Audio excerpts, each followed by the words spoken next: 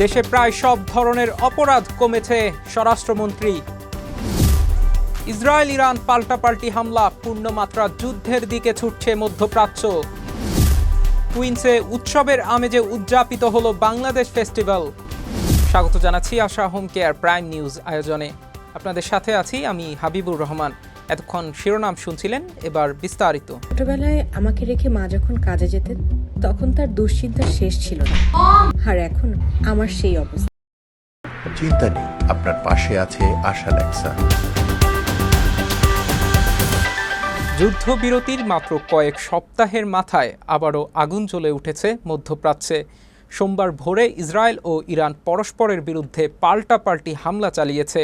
একই সঙ্গে ইয়েমেনের হুতি বিদ্রোহীরাও ইসরায়েলে হামলার দাবি করেছে এবং লোহিত সাগরে ইসরায়েল সংশ্লিষ্ট জাহাজ লক্ষ্য করার হুমকি দিয়েছে। বিস্তারিত ডেস্ক রিপোর্টে। গত ৮ এপ্রিল অর্জিত যুদ্ধবিরতির পর এটি সবচেয়ে গুরুতর সংঘাত। চলতি বছরের ২৮ ফেব্রুয়ারি ইসরায়েল ও যুক্তরাষ্ট্র ইরানের সর্বোচ্চ নেতা আয়াতুল্লাহ আলী খামেনি ও শীর্ষ নেতাদের হত্যার মধ্য দিয়ে এই যুদ্ধ শুরু হয়েছিল। সোমবার ছিল সেই যুদ্ধের ১০০তম দিন। বৈরুতের দক্ষিণ উপকণ্ঠে ইসরায়েলের অতর্কিত হামলার জবাবে ইরান রোববার পাল্টা হামলার হুমকি দেয়। সেই হুমকি বাস্তবে রূপ নেয় সোমবার ভোরে। ইরানের বিপ্লবী গার্ড বাহিনী জানায় তারা ইসরায়েলের দুটি সামরিক ঘাঁটিতে ক্ষেপণাস্ত্র হামলা চালিয়েছে, যার নাম দেওয়া হয়েছে অপারেশন নাসর বা বিজয়। ইসরায়েল আগে ইরানের ৩টি এলাকায় রাডার স্থাপনায় হামলা করেছিল বলেও গার্ড বাহিনী নিশ্চিত করেন। ইরানের রাষ্ট্রীয় টেলিভিশন জানায় ইস্পাহান, করাচ, তাবরিজ ও তেহরানে বিস্ফোরণের শব্দ শোনা গেছে। তেহরানের একজন প্রত্যক্ষদর্শী রাজধানীর পশ্চিমে একটি বড় বিস্ফোরণের কথা জানান। হামলার পর তেহরানের ইমাম খামেনি আন্তর্জাতিক বিমানবন্দরের আশেপাশের আকাশসীমা বন্ধ করে দেওয়া হয়। ইসরায়েলি সেনাবাহিনী পরে খুজেস্তান প্রদেশের মাহসার শহরে একটি পেট্রোকেমিক্যাল কারখানায় হামলার বিষয়টি নিশ্চিত করে। এদিকে হুতি বিদ্রোহীদের মুখপাত্র ব্রিগেডিয়ার জেনারেল ইয়াহিয়া সারি ইসরায়েলের হামলার দাবি করেছেন এবং লোহিত সাগরে ইসরায়েল সংশ্লিষ্ট জাহাজ আবার লক্ষ্যবস্তু করার হুঁশিয়ারি দিয়েছেন। গাজা যুদ্ধের সময় হুতিরা শতাধিক হামলায় অন্তত ৯ জন নাবিককে হত্যা করেছিল এবং ৪টি জাহাজ ডুবিয়ে দিয়েছিল। এই হুমকি নতুন করে লোহিত সাগর, এডেন সাগর ও বাব এল মানদেব প্রণালীতে নিরাপত্তার শঙ্কা তৈরি করছে। পরিস্থিতি আরো জটিল হয়ে উঠছে হরমুজ প্রণালীর কারণে। বিশ্বের মোট তেল ও গ্যাস বাণিজ্যের ৫ ভাগের ১ ভাগ এই পথ দিয়ে যায়। ইরান এই প্রণালীতে এখনো শক্তিশালী অবস্থানে রয়েছে। একই সঙ্গে ইরানের হাতে বিপুল পরিমাণ উচ্চমাত্রায় সমৃদ্ধ ইউরেনিয়াম মজুদ থাকায় পুরো পরিস্থিতি আরো বিপজ্জনক রূপ নিচ্ছে। কূটনৈতিক পর্যায়েও তোড়জোড় শুরু হয়েছে। মিশর, সৌদি আরব, তুরস্ক, পাকিস্তান ও কাতার যুক্তরাষ্ট্রকে ইসরায়েলকে সংযত রাখতে চাপ দিতে আহ্বান জানিয়েছে। পাশাপাশি ইরানকেও হামলা বন্ধ করতে বলা হয়েছে। পাকিস্তানের স্বরাষ্ট্রমন্ত্রী যখন ইরান যুক্তরাষ্ট্র আলোচনার নতুন উদ্যোগে তেহরান ছিলেন, ঠিক সেই সময় বৈরুতে ইসরায়েলের হামলায় মধ্যস্থতাকারীরা ক্ষুব্ধ হয়ে পড়েছেন। মার্কিন প্রেসিডেন্ট ডোনাল্ড ট্রাম্প বলছেন লেবাননে ইসরায়েলের হামলা যুক্তরাষ্ট্রের সঙ্গে সমন্বয় করা হয়নি এবং এতে তিনি সন্তুষ্ট নন। ফিনান্সিয়াল টাইমসকে দেওয়া এক সাক্ষাৎকারে ট্রাম্প দাবি করেন যুদ্ধ পরিচালনায় তিনি চূড়ান্ত সিদ্ধান্ত নেন, নেতানিয়াহু নন। তবে হামলার আগে ট্রাম্প নেতানিয়াহুকে সংযম দেখাতে বলেছিলেন এবং একজন জ্যেষ্ঠ মার্কিন কর্মকর্তা জানান ট্রাম্প মনে করছিলেন তিনি ইসরায়েলি প্রধানমন্ত্রীকে অপেক্ষা করতে সফল হয়েছেন।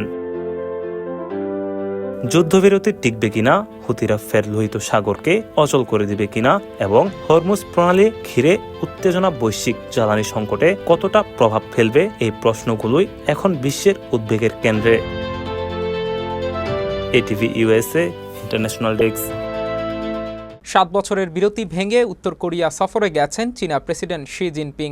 পিয়ংইয়ংয়ে কিম জং উনের সঙ্গে এই বিরল বৈঠকে শুধু দুই দেশের সম্পর্কের নতুন অধ্যায় নয়, বরং আন্তর্জাতিক রাজনীতিতেও এটি গুরুত্বপূর্ণ কূটনৈতিক বার্তা বহন করছে।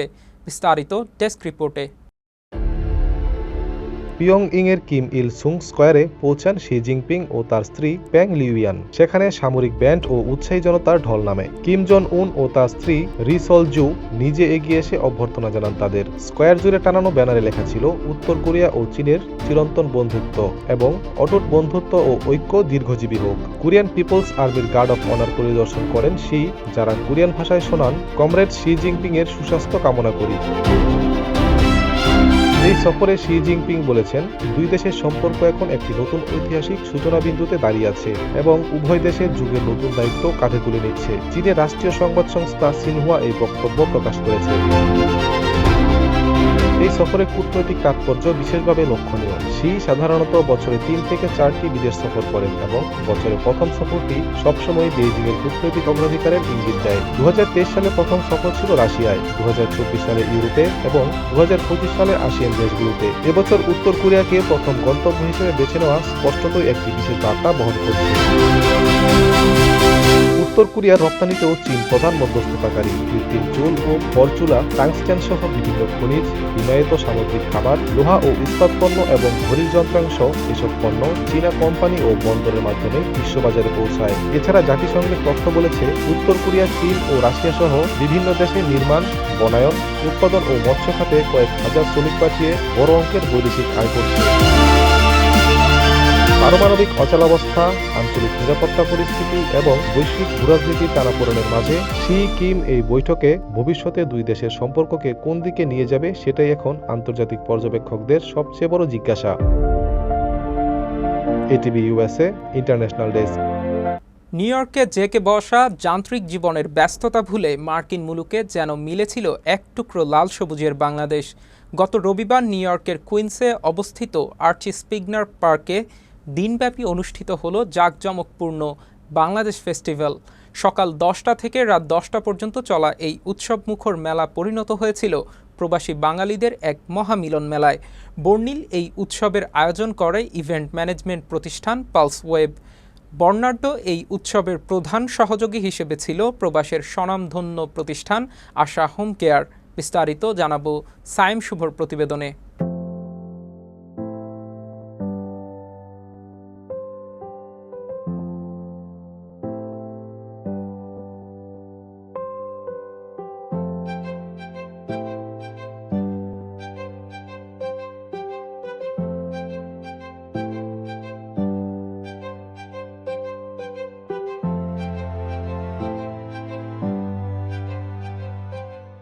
গত রবিবার নিউ ইয়র্কের কুইন্সে অবস্থিত আর্চি স্পিগনার পার্কে দিনব্যাপী অনুষ্ঠিত হল জাঁকজমকপূর্ণ বাংলাদেশ ফেস্টিভ্যাল। সকাল 10টা থেকে রাত 10টা পর্যন্ত চলা এই উৎসব মুখর মেলা পরিণত হয়েছিল প্রবাসী বাঙালিদের এক মহামিলন মেলায়। যারা কাজ করেছে, যত ভেন্ডার আছে, সাপোর্ট স্টাফ, স্পেশালি বান্না এবং ডিজে রাহাতকে আমাদের দুইজনের অন্তরের অন্তঃস্থল থেকে একটা ওয়েলকাম জানাই। আমি 2005 সাল থেকে এই ইভেন্টগুলো স্পন্সর করি। আমি এত অর্গানাইজড, এত ওয়েল পুট টুগেদার ইভেন্ট আমি আসলেই দেখি নাই। আমরা চাই আমাদের যত রকমের ভেন্ডার্স, যত টাইপের ভেন্ডার আসছে, তারা যেন ভেরি সাকসেসফুল আজকে একটা ইভেন্ট পায়। এবং এই ইভেন্টের পিছিয়ে আসলে এই দুইটা মানুষ যাদের কথা বললাম, বান্না এবং রাহাত ভাইয়ের, মানে নন স্টপ তাদের এফর্ট ছিল। আমি আসলে এত কথা কখনোই বলি না, কিন্তু আসলে ওদের কথা না বললেই নয়। বাংলাদেশি কমিউনিটির মধ্যে যত বড় ফেস্টিভ্যাল হবে, এটাই মনে হয় বিগেস্ট একটা ফেস্টিভ্যাল হবে, কারণ এতগুলো স্টল আমরা খুব কম সংখ্যক অনুষ্ঠানে দেখা যায়, যেটা আমার মনে হচ্ছে 50% জায়গা স্টল দখল করেছে, আর 50% জায়গা দখল করবে আমাদের ভিজিটর ভাইরা। আশা করি 6টা থেকে বা 6টার আগে ওরা চলে আসবেন। আর আজকে ওয়েদারটা অনেক ভালো। রায়হান ভাই যেটা বললেন যে আমরা যে কোনো ভালো কাজের সাথে, ভালো ইভেন্টের সাথে আমরা থাকতে চাই, আশা গ্রুপ সবসময় থাকবে। আমার আগে তো রায়হান ভাই আর আকাশ ভাই সব কিছু বলে দিয়েছে। মানে গতকাল আমাকে রায়হান ভাই ফোন দিয়েছিলেন, তো বললো যে Banna you did a good job. আমার চোখে পানি চলে আসছে, আমি বলার কিছু নেই।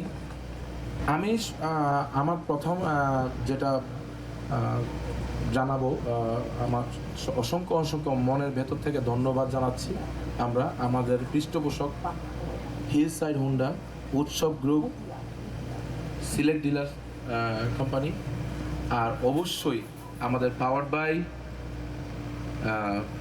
আশা home care, Asha group of industries, এবং এর পাশাপাশি আমি অসংখ্যবার মনের অন্তর থেকে ধন্যবাদ জানাই আমাদের সকল ভেন্ডর, আমাদের যে brother sister is here and every vendors. এত সুন্দর ওয়েদার, আশা করছি অনেক সুন্দর একটা প্রোগ্রাম হবে।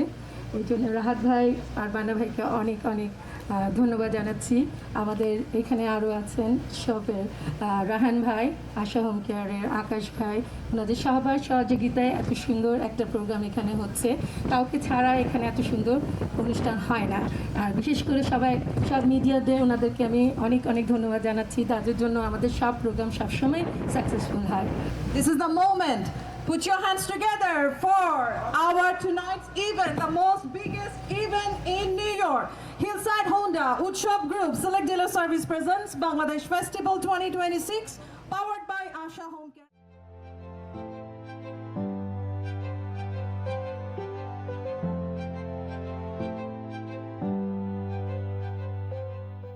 গ্রীষ্মের চমৎকার আবহাওয়ায় পার্কের সবুজ চত্বর সেজেছিল বাঙালি সংস্কৃতির নানা রঙে। এছাড়াও ছিল ইন্ডিয়ান পাকিস্তানি বিভিন্ন স্টল। মেলায় আগত দর্শনার্থীদের জন্য ছিল অনেক রকমের আয়োজন। একদিকে শিশুদের কিডস জোন, অন্যদিকে খাঁটি দেশি স্বাদের হালাল ফুডের স্টলগুলো থেকে ভেসে আসছিল চটপটি, ফুচকা আর কাবাবের সুবাস। জাঁকজমকপূর্ণ বাংলাদেশ ফেস্টিভ্যাল আয়োজনটির প্রধান সহযোগী হিসেবে ছিল প্রবাসের সুনামধন্য প্রতিষ্ঠান আশা গ্রুপ। মিডিয়া পার্টনার হিসেবে প্রচারের দায়িত্ব ছিল প্রবাসের জনপ্রিয় টিভি চ্যানেল এটিভি ইউএসএ, সাপ্তাহিক সাদা কালো, সাপ্তাহিক ঠিকানা। উৎসবটিকে সফল ও সার্থক করে তুলতে যারা সহযোগিতা করেছেন, আয়োজকদের পক্ষ থেকে তাদের প্রতি বিশেষ কৃতজ্ঞতা প্রকাশ করা হয়। মেলা সফল করার পেছনে অবদান রাখায় হিলসাইড হোন্ডা উৎসব গ্রুপ, সিলেক্ট ডিলার সার্ভিস সহ সকল গোল্ড ও প্ল্যাটিনাম স্পন্সরদের সম্মাননা ক্রেস্ট ও উত্তরীয় পরিয়ে বিশেষভাবে সম্মানিত করা হয়। I want to first of all thank you, Pulse, for arranging this festival. কারণ আপনারা জানেন যে এই এলাকাতে কিন্তু আমাদের অনেক বাংলাদেশি আছেন যারা এই এলাকাতে মুভ করেছে, এবং we need to have this type of festival over and over again. Springer Park আছে, it's a very meaningful park because of যে যার নামে এই পার্কটা দেওয়া হয়েছে সে খুব একটা কমিউনিটির, আফ্রিকান আমেরিকান কমিউনিটির একটা ইম্পর্টেন্ট মেম্বার ছিল, এবং তার অনেক কন্ট্রিবিউশন আছে to get community representation and inclusion.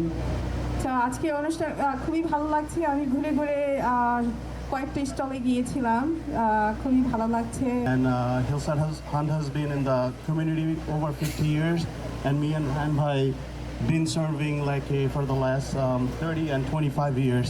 So again, it's a pleasure for us to be a part of this kind of thing. আবার আসবো ইনশাল্লাহ, কথা হবে। আয়োজক কমিটি তাদেরকে স্পেশালি পালস ওয়েভ, তার সাথে আছে Banna is a very good person. আমি যা দেখলাম, he call each and every one, যেভাবে সে সবাইকে কল করেছে, না এসে পারিনি আমরা।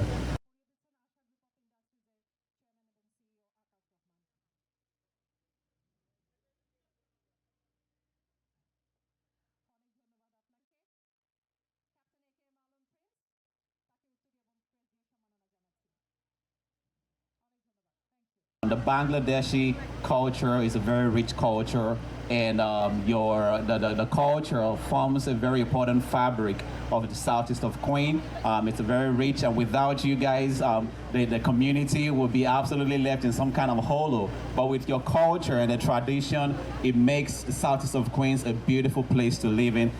সবাইকে ধন্যবাদ এখানে আসার জন্য, এবং আশা করি ভবিষ্যতে এই ধরনের আয়োজনগুলো আর অনেক বেশি হবে, এবং যেমন সবসময় আপনাদের সাথে আছি। Bangladesh American Police Association, this is the NOIPD recognized fraternal organization that will represent Bangladesh American who work in law enforcement. As you know, Bangladesh American Police Association did not only work for its members, like we help our members, we recruit more Bangladeshi American in law enforcement. Also, we work as a bridge between Bangladeshi American community and law enforcement. Bangladesh American police association সবসময় আপনাদের পাশে আছে, বাংলাদেশিদের পাশে আছে। এই জন্যই আমাদের Bangladesh American police association Bangladeshi community এবং আমাদের অফিসারদের জন্যই আমরা সবসময় আছি এবং এই জন্য আমাদের প্রতিষ্ঠা করেছি এই সংগঠনটি। আমরা সবসময় বাংলাদেশ কমিউনিটির সাথে থাকব। উৎসবে প্রবাসী কমিউনিটির বিশিষ্ট ব্যক্তিত্ব এবং মূলধারা রাজনীতিকদের উপস্থিতি অনুষ্ঠানটিকে আরও মহিমান্বিত করে তোলে। অতিথি হিসেবে উপস্থিত ছিলেন নিউ ইয়র্ক স্টেট সিনেটর লিওর কমরি, আশা হোম কেয়ারের প্রেসিডেন্ট ও বিশিষ্ট সমাজসেবক ইঞ্জিনিয়ার আকাশ রহমান ও তার সহধর্মিণী ভাইস প্রেসিডেন্ট এশা রহমান। এছাড়াও উপস্থিত ছিলেন ইমিগ্রেন্টস ইন্টারন্যাশনালের chairperson attorney Moin Chowdhury, Bangladeshi American police association BAPA এর প্রেসিডেন্ট ক্যাপ্টেন প্রিন্স আলম এবং সেক্রেটারি ডিটেকটিভ জামিল সারোয়ার, ফাহাদ সোলাইমান, সাপ্তাহিক ঠিকানা এর প্রতিষ্ঠাতা ও বর্তমান চেয়ারম্যান এম শাহিন, হিলসাইড হোন্ডার রায়হান জামান সহ বিভিন্ন স্পন্সর প্রতিষ্ঠানের প্রতিনিধিরা। নারীদের উপচে পড়া ভিড় ছিল শাড়ি, গয়না, বুটিক ও লাইফস্টাইল স্টলগুলোতে। দূর পরবাসে এসেও দেশীয় পণ্যের এমন সমাহার প্রবাসীদের মাঝে এক আবেগঘন পরিবেশের সৃষ্টি করে। মেলায় আয়োজন করা হয়েছিল জমকালো ফ্যাশন শো এর, যেখানে বাংলাদেশি পোশাক ও সংস্কৃতির এক আধুনিক রূপ ফুটিয়ে তোলা হয়।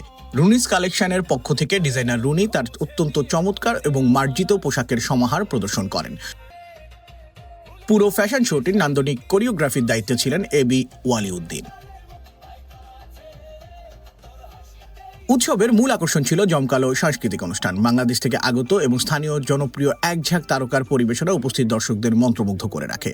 প্রতীক হাসান, নাজু আখন্দ, রেশমি মির্জা, পারভেজ সাজ্জাদ, ত্রিনিয়া হাসান, সুজন আরিফ এবং কামরুজ্জামান বকুল তাদের জনপ্রিয় গানগুলো গেয়ে শোনান। এছাড়াও ডিজে রাহাতের রিদমে নেচে ওঠেন তরুণ প্রজন্মের দর্শনার্থীরা।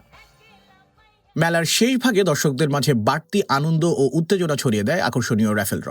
উৎসবের এই অংশটি ঘিরে মেলায় আসা সাধারণ মানুষের মাঝে ছিল উপচে পড়া আগ্রহ। একের পর এক আকর্ষণীয় পুরস্কার বিজয়ীদের হাতে তুলে দেওয়ার সময় পুরো মেলা প্রাঙ্গণ করতালিতে মুখরিত হয়ে ওঠে। আলহামদুলিল্লাহ অনেক গরম ছিল, বাট বিকালে অনেক মানুষ আসছে। আমার হচ্ছে অনলাইন বিজনেস, আমার প্রতিষ্ঠানের নাম হচ্ছে আমিরাস ইউনিক কালেকশন। এই তো আমি প্রায় 4-5 বছর ধরে বিজনেস করতেছি। এই মেলায় আজকে আমি প্রথম আসছি, একটা নতুন এক্সপিরিয়েন্স গ্রো আপ হইলো আমার। আমার পেজের নাম হচ্ছে দি ইউএসএ মার্ট। আমার পেজে বেসিক্যালি হিজাব, কাস্টমাইজ হিজাব, তারপরে আবায়া কাস্টমাইজ, ডিজাইনার কাফতান এন্ড ডিজাইনার হিজাব আমি সেল করে থাকি। আজকে আমি এদের সঙ্গে এখানে স্টল নিয়ে সেল করছি। খুব সুন্দর একটা পরিবেশ, আজকে ওয়েদারটাও ভালো ছিল এবং এখানে কনসার্ট সহ আজকে টোটাল প্রোগ্রামটা আমার খুবই ভালো লেগেছে। ইনশাআল্লাহ এখানে অনেক ক্রাউড ছিল, সেলও হয়েছে আলহামদুলিল্লাহ মোটামুটি। আমি পদ্মা হোসেন নুরস কালেকশনের প্রোডাক্ট নিয়ে আসছি আজকের মেলাতে। অনেক ক্লাউড, অনেক বড় মেলা এবং এখানে আমরা অনেক ভেন্ডার আসছি সব রকমের কালেকশন নিয়ে। এটা প্রতি বছরই হয়, আপনারা চোখ রাখবেন এবং আসবেন সবাই মেলাতে। ধন্যবাদ। আমাদের এখানে মেলাতে অনেক স্টল হয়েছে, অনেক স্টল আছে আজকে। বাট আমরা খেলনার স্টল নিয়ে আসছিলাম, যে বাচ্চাদের খেলনা। মোটামুটি আমরা ভালো বিজনেস করছি।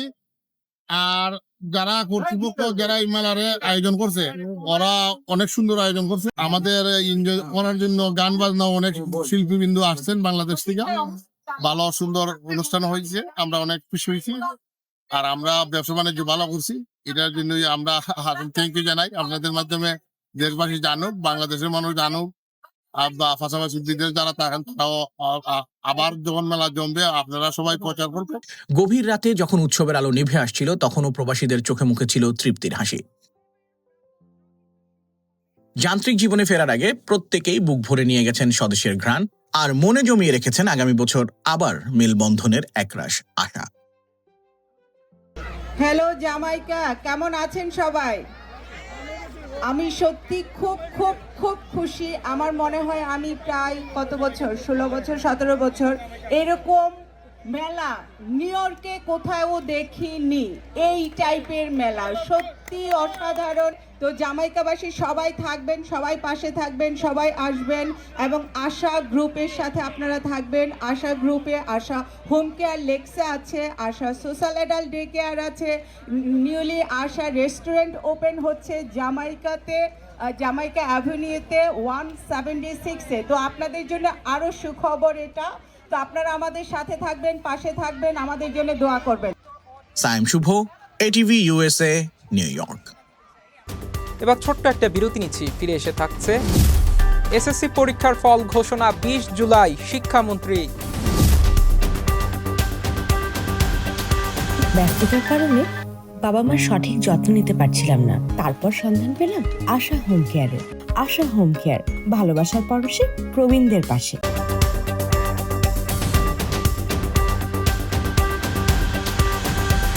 স্বাগত আবারও আশা হোম কেয়ার প্রাইম নিউজ আয়োজনে। প্রায় সব ধরনের অপরাধ কমেছে এমন মন্তব্য করে স্বরাষ্ট্রমন্ত্রী সালাউদ্দিন আহমেদ জানিয়েছেন 2025 সালের একই সময়ের তুলনায় চলতি সময়ে দেশের অপরাধ পরিস্থিতির উন্নতি হয়েছে। সোমবার সচিবালয়ের সম্মেলন কক্ষে আয়োজিত এক সংবাদ সম্মেলনে এ কথা বলেন তিনি। স্বরাষ্ট্রমন্ত্রী বলেন, মাসভিত্তিক অপরাধের পরিসংখ্যান তৈরি করা হয়, তাতে দেখা গেছে 2025 সালের তুলনায় অপরাধ পরিস্থিতি উল্লেখযোগ্য উন্নতি হয়েছে। প্রায় প্রতিটি ক্যাটাগরিতেই অপরাধ কমেছে বলে জানান তিনি।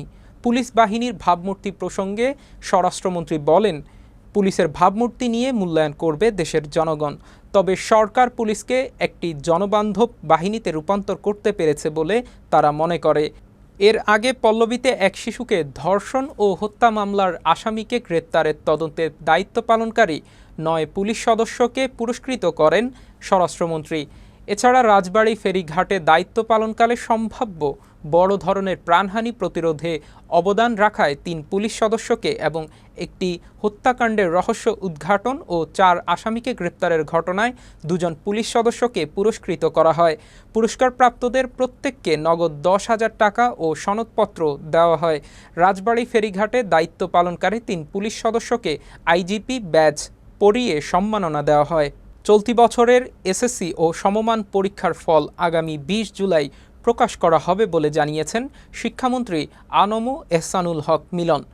সোমবার সচিবালয়ে আয়োজিত এক সংবাদ সম্মেলনে তিনি এ তথ্য জানান। শিক্ষামন্ত্রী জানিয়েছেন, শিক্ষা কারিকুলাম পরিবর্তনের ব্যাপক কার্যক্রম চলমান রয়েছে। 2027-28 শিক্ষাবর্ষের পাঠ্য বই চলতি বছরের ডিসেম্বরের মধ্যেই শিক্ষার্থীদের হাতে পৌঁছে দেওয়ার পরিকল্পনা রয়েছে। মন্ত্রী জানান, এবারের বাজেটে শিক্ষা খাতে জিডিপির 2% বরাদ্দ রাখা হয়েছে। ভবিষ্যতে এটি 5% উন্নীত করার বিষয়ে সরকার আশাবাদী। তবে পুরো শিক্ষা কারিকুলাম কয়েক মাসের মধ্যে পরিবর্তন করা সম্ভব নয় বলে মন্তব্য করেন তিনি। এবছর কিছু বিষয়ে পরিমার্জন আনা হবে এবং 2028 সালের মধ্যে পূর্ণাঙ্গ কারিকুলাম সংস্কারের লক্ষ্যে কাজ চলছে। বিশ্ববিদ্যালয়গুলোতে সেশন জট কমাতে 2027 সাল থেকে এসএসসি, এইচএসসি সহ সব পাবলিক পরীক্ষা নির্ধারিত সময়সূচি অনুযায়ী আয়োজনের উদ্যোগ নেওয়া হয়েছে বলেও জানান শিক্ষামন্ত্রী।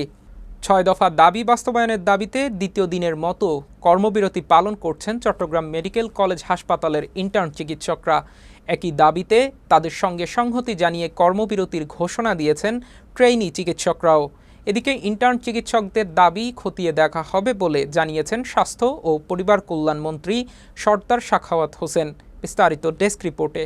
কিছুটা আমরা আশ্বস্ত পেয়েছি সরকারের কাছ থেকে। স্বাস্থ্য ও পরিবার কল্যাণ মন্ত্রণালয় কর্তৃক গৃহীত এফসিপিএস ট্রেনিং সংক্রান্ত সিদ্ধান্ত সহ 6 দফা দাবিতে দ্বিতীয় দিনের মতো কর্মবিরতি অব্যাহত রেখেছে চট্টগ্রাম মেডিকেল কলেজ হাসপাতালের ইন্টার্ন চিকিৎসকরা। তাদের সঙ্গে রয়েছেন ট্রেনি চিকিৎসকরাও।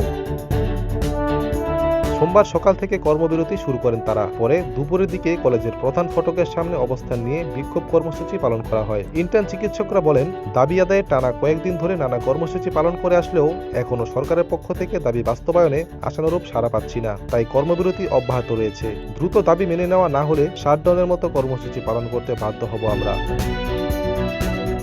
ক্ষোভ প্রকাশ করে তারা বলেন, স্বাস্থ্য ও পরিবার কল্যাণ মন্ত্রণালয় কর্তৃক গৃহীত এফসিপিএস ট্রেনিং সংক্রান্ত নোটিশটি অযৌক্তিক। অবিলম্বে মন্ত্রণালয় কর্তৃক 19 মে এফসিপিএস ট্রেনিং সংক্রান্ত সিদ্ধান্ত বাতিল করতে হবে। তাদের দাবি, পাশাপাশি চিকিৎসক ও স্বাস্থ্যকর্মীদের সুরক্ষায় স্বাস্থ্যকর্মী নিরাপত্তা আইন প্রণয়ন এবং এই আইনের আওতায় দ্রুত বিচার ট্রাইব্যুনালে বিচার নিশ্চিত করতে হবে। এছাড়া ইন্টার্ন চিকিৎসকদের মাসিক বেতন 30,000 টাকা নির্ধারণ, বেসরকারি ট্রেনি চিকিৎসকদের বেতন নবম গ্রেডের সমপর্যায়ে উন্নীত এবং বেসরকারি চিকিৎসকদের জন্য নির্দিষ্ট বেতন কাঠামো প্রণয়ন, বিসিএস ক্যাডারের চাকরিতে প্রবেশের বয়সসীমা 34 বছর নির্ধারণ, বাংলাদেশ মেডিকেল বিশ্ববিদ্যালয়ের ভর্তি পরীক্ষা ফি সর্বোচ্চ 1,000 টাকা নির্ধারণ করার দাবি জানান ইন্টার্ন চিকিৎসকরা। এদিকে স্বাস্থ্য ও পরিবার কল্যাণ মন্ত্রী সরদার সাখাওয়াত হোসেন বলেছেন, আন্দোলনরত ইন্টার্ন চিকিৎসক, প্রশিক্ষণার্থী চিকিৎসক ও মেডিকেল শিক্ষার্থীদের দাবি কতটুকু যৌক্তিক এবং গ্রহণযোগ্য তা খতিয়ে দেখা হবে। সোমবার সচিবালয়ে স্বাস্থ্য মন্ত্রণালয়ের সভাকক্ষে সাংবাদিকদের এক প্রশ্নের জবাবে মন্ত্রী একথা জানান। স্বাস্থ্যমন্ত্রী সাখাওয়াত হোসেন বলেন, স্বাস্থ্য সচিব ও স্বাস্থ্য অধিদপ্তরের মহাপরিচালক আন্দোলনকারীদের নিয়ে বৈঠকে বসবেন। আন্দোলনের কারণে চিকিৎসা সেবা ব্যাহত হচ্ছে কিনা সাংবাদিকদের এমন প্রশ্নের জবাবে মন্ত্রী বলেন, পরিস্থিতি এখনো ওই পর্যায়ে যায়নি। ATV USA news desk. সাবেক অন্তর্বর্তী সরকারের প্রধান উপদেষ্টা ডক্টর মুহাম্মদ ইউনুস, সাবেক স্বাস্থ্য উপদেষ্টা নূরজাহান বেগম সহ 5 জনের বিরুদ্ধে মামলা দায়েরের আবেদন খারিজ করে দিয়েছেন ঢাকার সিএমএম আদালত। দেশে হামের প্রাদুর্ভাব ও শিশু মৃত্যুর ঘটনায় দায়িত্বে অবহেলা ও সময়মতো হামের টিকা আমদানিতে ব্যর্থতার অভিযোগে মামলা দায়েরের আবেদনটি করা হয়। সোমবার ঢাকার অতিরিক্ত চিফ মেট্রোপলিটন ম্যাজিস্ট্রেট জসিতা ইসলামের আদালতে মামলার আবেদন করেছিলেন কিশোরগঞ্জ 5 আসনের সংসদ সদস্য মুজিবুর রহমান ইকবাল। পরে আদালত আবেদন খারিজ করে দেন। ইউনুস ও নূরজাহান ছাড়াও স্বাস্থ্য ও পরিবার কল্যাণ মন্ত্রণালয়ের সাবেক সচিব মোহাম্মদ সাইদুর রহমান, সাবেক প্রধান উপদেষ্টার বিশেষ সহকারী অধ্যাপক ডাক্তার মুহাম্মদ সাইদুর রহমান এবং স্বাস্থ্য অধিদপ্তরের সাবেক মহাপরিচালক অধ্যাপক ডাক্তার মুহাম্মদ আবু জাফরকে এ মামলায় আসামি করার আর্জি জানানো হয়েছিল। অভিযোগ আমলে নিয়ে আসামিদের বিরুদ্ধে গ্রেপ্তারি পরোয়ানা জারিরও আবেদন করা হয়েছিল। আবারও একটা বিরতি নিচ্ছি, ফিরে এসে থাকছে। মেক্সিকোতে পৌঁছে ভিসা জটিলতা নিয়ে ফিফাকে অভিযোগ ইরানের।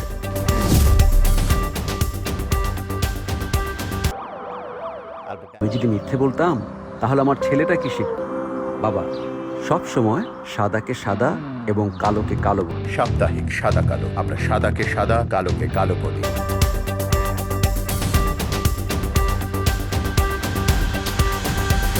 ফিরে এলাম আশা হোম কেয়ার প্রাইম নিউজে। এবার খেলার খবর।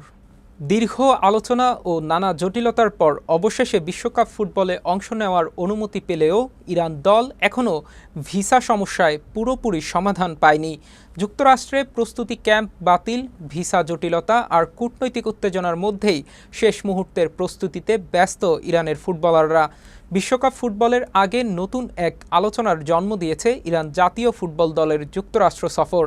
রাজনৈতিক উত্তেজনার মধ্যেই দলটি মেক্সিকোর সীমান্ত শহর তিজুয়ানায় পৌঁছেছে। গত 3 সপ্তাহ ধরে অনুশীলন সেরেছে তুরস্কে। মূলত যুক্তরাষ্ট্রে ক্যাম্প করার পরিকল্পনা থাকলেও ভিসা অনিশ্চয়তার কারণে শেষ মুহূর্তে তাদের বেস ক্যাম্প অ্যারিজোনা থেকে মেক্সিকোতে সরিয়ে নেওয়া হয়।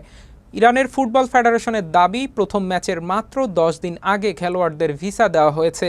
তবে দলের কয়েকজন গুরুত্বপূর্ণ প্রশাসনিক ও ব্যবস্থাপনা কর্মকর্তাকে ভিসা দেওয়া হয়নি। 2 দশকের মধ্যে সবচেয়ে প্রতিদ্বন্দ্বিতাপূর্ণ নির্বাচনে জয় পেয়ে আরও 4 বছরের জন্য রিয়াল মাদ্রিদের প্রেসিডেন্ট থাকছেন ফ্লোরেন্তিনো পেরেজ। 2006 সালের পর প্রথমবার প্রতিদ্বন্দ্বিতাপূর্ণ নির্বাচন হলো, আর সেখানেও সভাপতি নির্বাচিত হয়েছেন পেরেজ।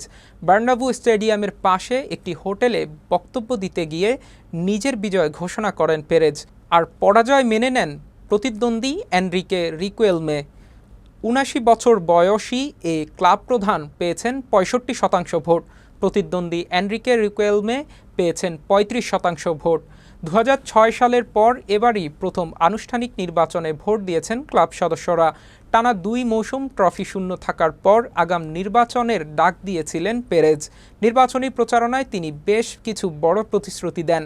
এর মধ্যে রয়েছে মরিনহোকে রিয়ালের নতুন ম্যানেজার হিসেবে নিয়োগ এবং ক্লাব রেকর্ড 150 মিলিয়ন ইউরোর এক তারকা ফুটবলারকে দলে ভেড়ানোর ঘোষণা। শেষ করার আগে থাকছে বিনোদনের খবর। 2 দশকেরও বেশি সময় আগে 2 বাংলার দর্শকের হৃদয় জয় করেছিল হঠাৎ বৃষ্টি।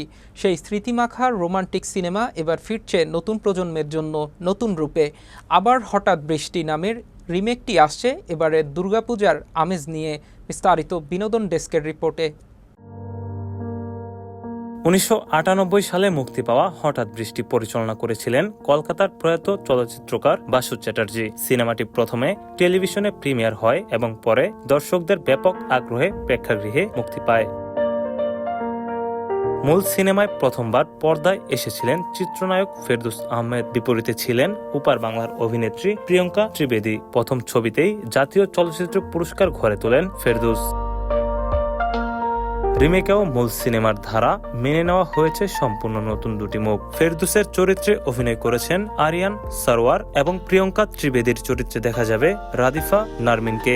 এটি আরিয়ান সরোয়ারের তৃতীয় সিনেমা হলেও প্রধান চরিত্রে এটি তার প্রথম অভিনয়। পরিচালক কামরুজ্জামানের নেতৃত্বে সিনেমাটির শুটিং হয়েছে সম্পূর্ণ বাংলাদেশের লোকেশনে। সঙ্গে অভিনয় করেছেন আজাদ আবুল কালাম, ফারজানা ছবি, ক্রিস্টিয়ানো তন্ময়, কায়েস আরজু, মৌ খান ও জুনা চৌধুরী সহ অনেকে। রিমেক আবার হঠাৎ বৃষ্টি প্রযোজনা করছে আশীর্বাদ চলচ্চিত্র ও ইমপ্রেস টেলিফিল্ম। সিনেমাটি ইতিমধ্যে সার্টিফিকেশন বোর্ডের ছাড়পত্র পেয়েছে। সবকিছু ঠিক থাকলে আসন্ন দুর্গাপূজায় প্রেক্ষাগৃহে মুক্তি পাবে ছবিটি, এমনটাই জানিয়েছেন পরিচালক Kamruzzaman. ATV USA entertainment desk. বলিউডের অন্যতম ব্যয়বহুল রোমান্টিক কমেডি হিসেবে আলোচনায় আসছে ককটেল 2। শাহিদ কাপুর, কৃতি স্যানন ও রশ্মিকা মান্দানা অভিনীত এই ছবি মুক্তির আগেই বাজেটের অর্ধেক তুলে নিয়েছে বলে জানা গেছে। সঙ্গে জুড়েছে ছবির গল্প নিয়ে নানান জল্পনাও। বিস্তারিত ডেস্ক রিপোর্টে।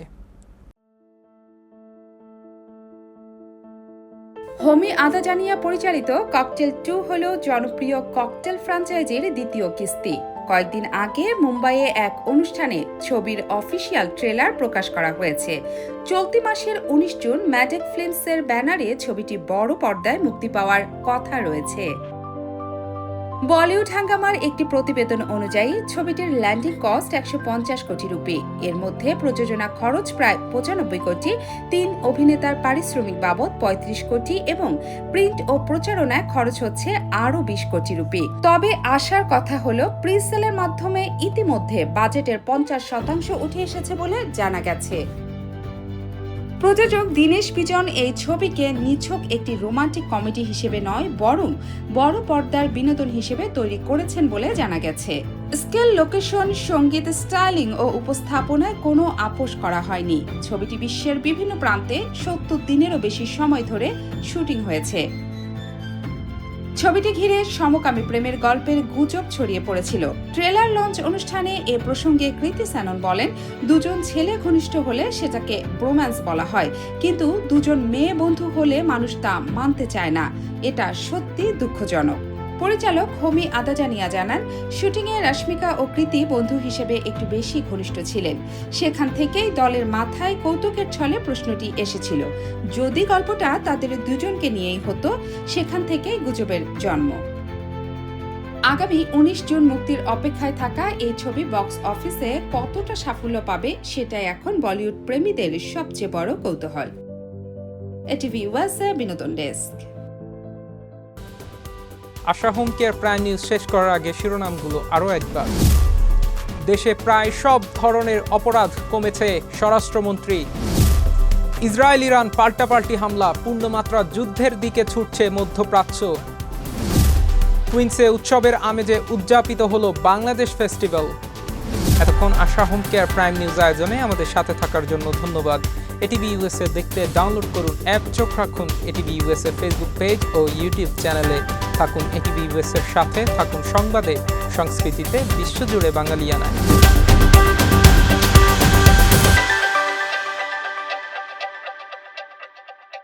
এটিভি ইউএসএ, বিশ্বজুড়ে বাঙালিয়ানা।